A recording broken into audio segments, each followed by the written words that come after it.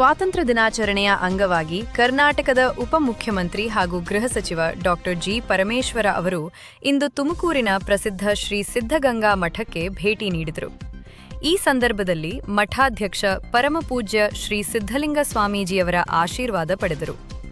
ನಂತರ ಮಠದ ಆವರಣದಲ್ಲಿ ರಾಷ್ಟ್ರಧ್ವಜಾರೋಹಣ ನೆರವೇರಿಸಿ ದೇಶದ ಸ್ವಾತಂತ್ರ್ಯಕ್ಕಾಗಿ ಹೋರಾಡಿದ ಮಹನೀಯರನ್ನು ಸ್ಮರಿಸಿದರು.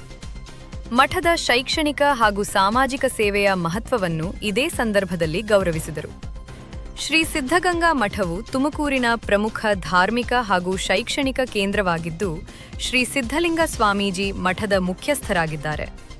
Doctor G. ಪರಮೇಶ್ವರ ಅವರು ತುಮಕೂರು ಜಿಲ್ಲೆಯ ಉಸ್ತುವಾರಿ ಸಚಿವರಾಗಿಯೂ ಕಾರ್ಯನಿರ್ವಹಿಸುತ್ತಿದ್ದು, ತುಮಕೂರಿನೊಂದಿಗೆ ಅವರ ದೀರ್ಘಕಾಲದ ರಾಜಕೀಯ ಮತ್ತು ಸಾಮಾಜಿಕ ನಂಟಿದೆ.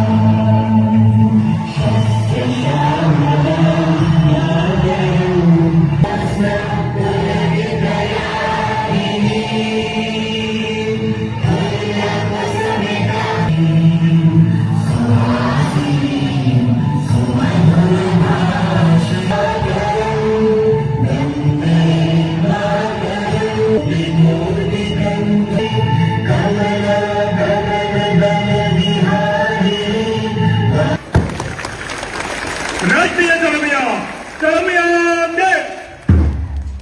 राष्ट्र के शुरू